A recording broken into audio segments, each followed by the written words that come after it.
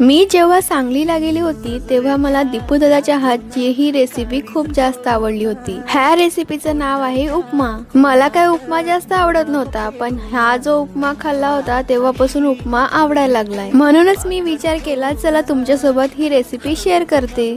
माझ्याकडं पाहते दुरून हाय खाते ती अदा उपनशिली ती नजर आज गेलं मी स्वतःला विसरून क्षणभर मनात शिरली डोक्यात भिनली फिरतोय मागा पुढं अगं वळून बघ पुरी एकच नजर जरा बघ ना इकडं मनात शिरली डोक्यात भिनली फिरतोय मागा पुढं अगं वळून बघ पुरी एकच नजर जरा बघ ना माझ्याकडं। आता तुम्ही इतकी रेसिपी बघितलीच आहे तर एकदा नक्की ट्राय करा आणि मला कमेंट मध्ये सांगा। मी तर खाऊन देते कारण की खूपच टेस्टी लागतंय।